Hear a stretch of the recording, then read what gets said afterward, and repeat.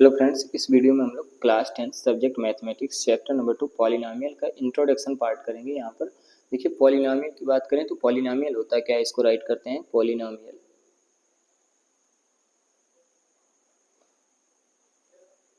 Polynomial क्या होता है, इसका डेफिनेशन राइट कर लेते हैं। An expression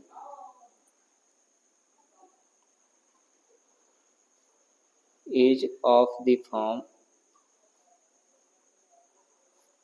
a0 plus a1x plus में a2x² प्लस में डॉट डॉट यहाँ पर an x to the power n, यहाँ पर यानी कि where an is not equal to 0 and n is non negative integer होगा, नॉन नेगेटिव इंटीजर्स, ठीक है, इज कॉल्ड पॉलिनोमियल। यहाँ पर ध्यान दीजिए कि क्या है कि an expression is of the form a0 plus a1x plus a2x² plus dot dot an x to the power n where an is not equal to 0 and n is non-negative integer is called polynomial। यानी इस तरीके से कोई भी इस expression के form में अगर मुझे मिल रहा है तो उसे हम पॉलिनोमियल बोलते हैं, जहाँ पर n जो होगा वो नॉन नेगेटिव इंटीजर होना चाहिए और an is not equal to 0 होना चाहिए, ठीक है। यहाँ पर एग्जाम्पल राइट करते हैं।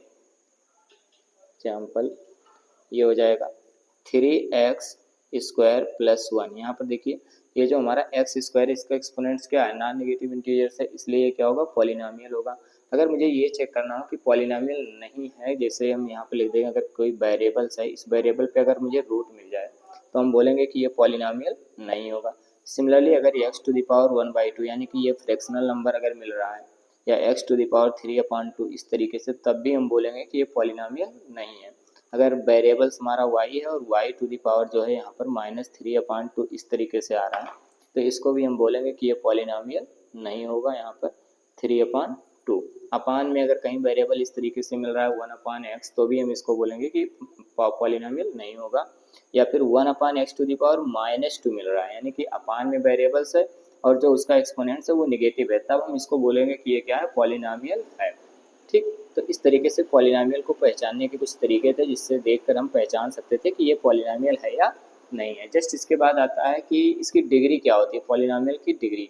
यहाँ पर डिग्री जो होता है उसका हाईएस्ट पावर, जैसे मैंने यहाँ पर लिखा 5x³ minus 3x² plus 2x plus 1, ठीक है। अब इसकी अगर मुझे डिग्री बतानी हो तो यहाँ पर वेरिएबल्स का जो मैक्सिमम पावर है वो क्या होता है, इसी की डिग्री होती है। इसको राइट कर लेते हैं,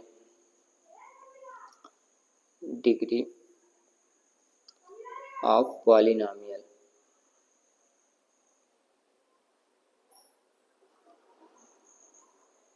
यहाँ पर जो डिग्री होगी इसकी, वो डिग्री क्या होगा, highest power of variable, highest power of variable in ये polynomial is called its degree. यानी कि किसी भी पॉलिनोमियल में जो वेरिएबल्स होता है उसका हाईएस्ट पावर जो होगा वही उसकी क्या होती है, डिग्री होती है। एग्जांपल देखिए यहाँ पर क्या होगा, एग्जांपल मैंने लिखा यहाँ पर 5x³ minus 3x² plus 2x और प्लस में 1। अब अगर मुझे इसकी डिग्री बतानी हो कि डिग्री कितनी होगी, तो यहाँ पर देखिए वेरिएबल्स x है और वेरिएबल्स में जो हाईएस्ट एक्सपोनेंट्स है वो 3 है, इसलिए इसकी जो डिग्री बनेगी वो कितना बनेगा, डिग्री इज इक्वल टू में 3 हो जाएगा, ठीक है। देखिए कुछ टाइप्स होते हैं पॉलिनोमियल के, किसके बेसिस पे, दो बेसिस पे होता है, एक तो टर्म्स के बेसिस पे होता है और एक डिग्री के बेसिस पे होता है। तो हम पहले टर्म्स के बेसिस पे चेक कर लेते हैं, क्या हो जाएगा, टाइप्स ऑफ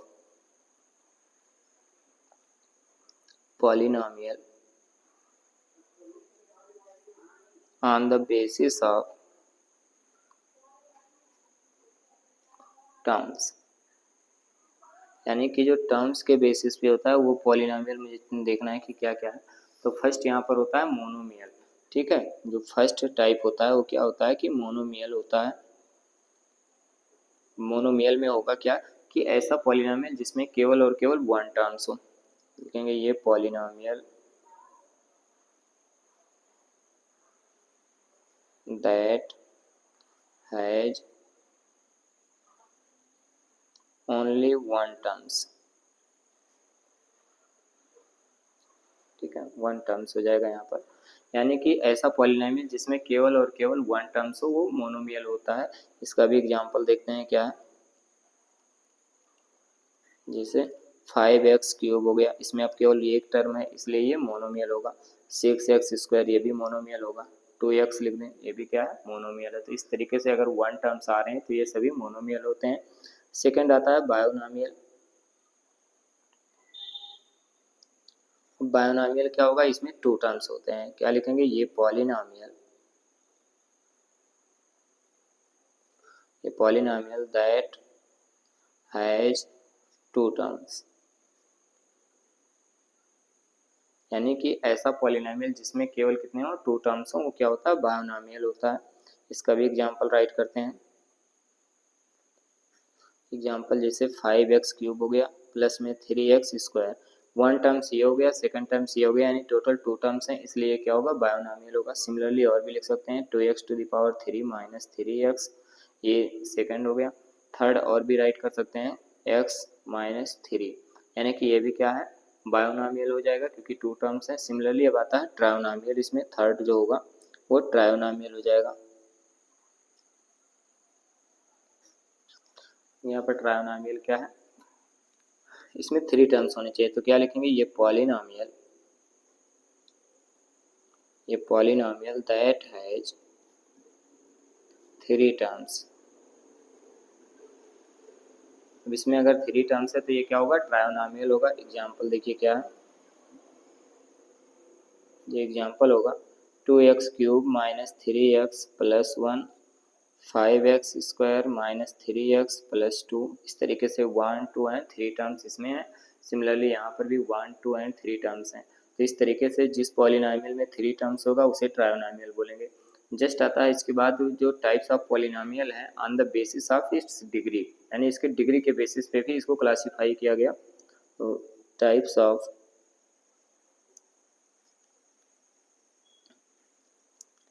पॉलिनोमियल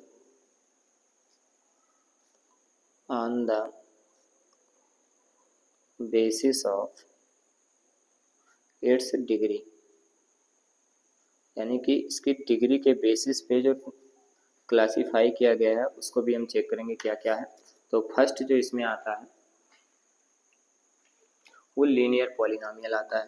फर्स्ट जो होगा वो लीनियर पॉलिनोमियल होगा।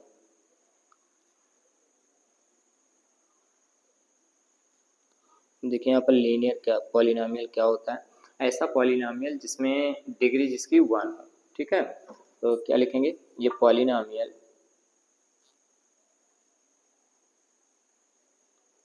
whose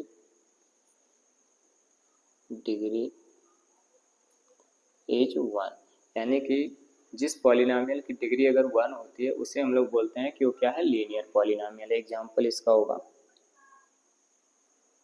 जैसे 3x प्लस में 1, नेक्स्ट और लिख सकते हैं 2x प्लस 2, 6x केवल लिख सकते हैं, 6x प्लस 1 लिख सकते हैं। तो ये सब क्या है, लीनियर पॉलिनोमियल, क्योंकि इनकी डिग्री जो है वो 1 है। सिमिलरली आता है क्वाड्रेटिक पॉलिनोमियल। यहाँ पर क्वाड्रेटिक पॉलिनोमियल, अब जो यहाँ पर क्वाड्रेटिक पॉलिनोमियल होगा इसकी डिग्री 2 होनी चाहिए, यानी कि ये पॉलिनोमियल whose डिग्री इज 2, मतलब ऐसा पॉलिनोमियल जिसकी डिग्री कितनी हो, 2 हो, तो उसे हम क्वाड्रेटिक पॉलिनोमियल बोलते हैं। इसका एग्जांपल देखिए यहाँ पर क्या है, ये हो जाएगा 6x² plus 2, 5x² minus 3x plus 1, ऐसे 7x² प्लस 2। इस तरीके से जो भी पॉलिनोमियल होंगे, चूँकि इसकी डिग्री 2 है इसलिए ये सभी क्या है, क्वाड्रेटिक पॉलिनोमियल है। नेक्स्ट आता है क्यूबिक पॉलिनोमियल। क्या होगा, थर्ड जो होगा ये क्यूबिक पॉलिनोमियल आता है। क्यूबिक पॉलिनोमियल, ठीक है, इसमें क्या होगा, इसकी डिग्री जो होगी वो 3 होनी चाहिए, यानी कि ये पॉलिनोमियल whose डिग्री इज 3, यानी कि ऐसा पॉलिनोमियल जिसकी डिग्री क्या होनी चाहिए 3। इसका भी एग्जाम्पल राइट करते हैं। यहाँ पर क्या हो जाएगा 3x³ माइनस 2x² प्लस 1। तो यहाँ पर देखिए ये जो वेरिएबल्स इसका एक्सपोनेंट 3 यानी इसकी डिग्री कितनी हो जाएगी 3। सिमिलरली अगर 2x minus 3x³ minus 5x² plus 1 इसको भी चेक करें तो इसकी भी डिग्री 3 है, इसलिए एक ऐसा पॉलिनोमियल होगा तो क्यूबिक पॉलिनोमियल होगा। ठीक है, नेक्स्ट यहाँ पर देखेंगे जीरोज ऑफ पॉलिनोमियल क्या होता है। ठीक है, zero of polynomial, next heading पड़ेगी जीरो ऑफ पॉलिनोमियल। पॉलिनोमियल जो जीरो होता है ये एक रियल वैल्यू होती है जिसको उस पॉलिनोमियल में पुटअप करने पर वो पॉलिनोमियल की वैल्यू जो आएगी वो जीरो हो जाएगी। ठीक है, तो क्या लिखेंगे यहाँ पर ये रियल वैल्यू अल्फा, ये real value alpha is called zero of polynomial px if p of alpha is equal to क्या आ जाना चाहिए जीरो आना चाहिए। ठीक है, यानी कि ये जो अल्फा है इसको अगर इसमें हम पुटअप करते हैं तो ये क्या हो जाए जीरो हो जाए, तो हम बोलते हैं कि ये क्या है इसका जीरो है। सिमिलरली यहाँ पर एग्जांपल देखिए, एग्जांपल में क्या हो जाएगा कि जो 1 है -1 इज जीरो ऑफ पॉलिनोमियल जो px है px is equal to x plus 1। ठीक है, इसका जीरो होगा क्यों, क्योंकि अगर हम इसको चेक करना चाहें तो -1 को इसमें पुटअप कर दें, यानी कि p -1 अगर पुटअप करेंगे तो आएगा -1 प्लस 1 और इक्वल में जीरो हो जाएगा। ठीक है, इसलिए जो -1 होगा वो क्या होगा इसका जीरो होगा। तो कोई भी रियल वैल्यू किसी भी पॉलिनोमियल के जीरोज होते हैं यदि वो क्या कर दें उसमें अगर पुटअप करने पर वैल्यू टोटल जीरो आ जाए। जैसे यहाँ पर मैंने -1 को इसमें पुट किया तो ये किसके इक्वल हो गया जीरो के इक्वल हो गया, इसलिए क्या इसका जीरो हो जाए। ठीक है, नेक्स्ट यहाँ पर देखिए कोफिशिएंट क्या होता है कि मतलब किसी भी पॉलिनोमियल में कोफिशिएंट पूछा जाता है कि इसकी कोफिशिएंट बताना हो। तो जैसे अगर हम यहाँ पर ध्यान दें कि 3x³ minus 2x² plus 5x ये पॉलिनोमियल गिवन है। ठीक है, अब इसमें अगर हम कहें कि पॉलिनोमियल कोफिशिएंट बताइए किसका x² का, यानी कि जो कोफिशिएंट होगा कोफिशिएंट ऑफ x² तो ये आ जाएगा -2। सिमिलरली अगर मैं कोफिशिएंट ऑफ x पूछूं यहाँ पर तो कोफिशिएंट ऑफ x जो होगा वो कितना आएगा 5 आएगा। अगर यहाँ पर मैं 2 लिख रखा हूँ, ठीक है, तो कांस्टेंट टर्म भी पूछा जाता है कि कांस्टेंट टर्म क्या होगा, तो ये जो हमारा 2 है यही क्या होता है कांस्टेंट टर्म होता है। Constant term is equal to 2, यानी कि जिसके पास में वेरिएबल नहीं है वही क्या होता है कांस्टेंट टर्म होता है। या कोई भी अगर यहाँ पर x³ की कोफिशिएंट पूछा जाए +3 हो जाएगा, x² का कोफिशिएंट -2, x का कोफिशिएंट +5। अब एक और पॉइंट होती है कि relationship between coefficient and zero या क्वाड्रेटिक पॉलिनोमियल, इस हेडिंग को भी देख लेते हैं। यहाँ पर क्या है रिलेशनशिप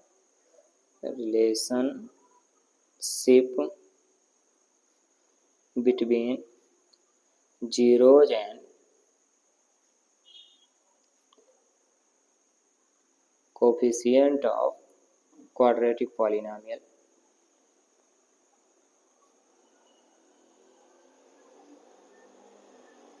ये हो गया हेडिंग हमारा कि जो जीरोज होता है, जीरोज और कोफिशिएंट इनके बीच कुछ रिलेशन होते हैं, उस रिलेशन को चेक करना है क्या क्या होता है। अगर मैंने क्या किया कि अल्फा और बीटा ले लेते हैं किसी क्वाड्रेटिक पॉलिनोमियल के जीरोज हो जाएंगे। Let alpha and beta be the zeros of quadratic polynomial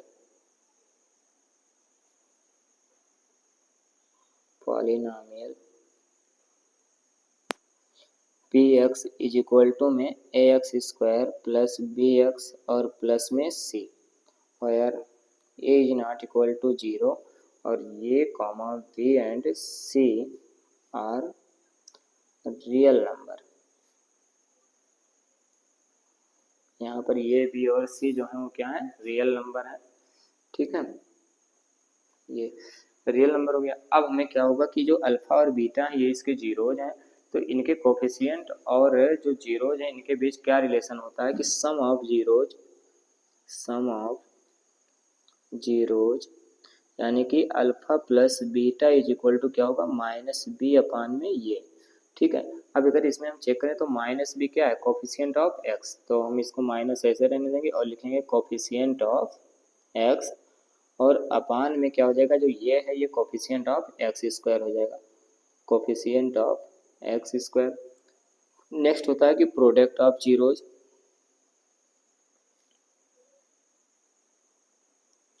alpha into beta ये हो जाएगा। अब अल्फा इंटू बीटा होता है सी अपान ये, सी अपान में ये, सी क्या है इसमें कांस्टेंट टर्म होगा तो ऊपर लिखेंगे कांस्टेंट टर्म, और अपान में जो ये है ये क्या है कोफिशिएंट ऑफ ये स्क्वायर। ठीक है, तो इस तरीके से जो रिलेशन होता है जीरोज और कोफिशिएंट में किसी क्वाड्रेटिक पॉलिनोमियल की, ये रिलेशन होता है sum of zeros alpha plus beta is equal to minus B upon A, और माइनस में कोफिशिएंट ऑफ एक्स अपान में कोफिशिएंट ऑफ एक्स स्क्वायर, और सी अपान ये होता है ये किसका प्रोडक्ट ऑफ जीरोज होता है कांस्टेंट टर्म अपान में कोफिशिएंट ऑफ ये स्क्वायर। ठीक है, तो इस तरीके से यहाँ पर जो पॉलिनोमियल चैप्टर्स हमारा है इसका जो इंट्रोडक्शन पार्ट है ये कंप्लीट होता है।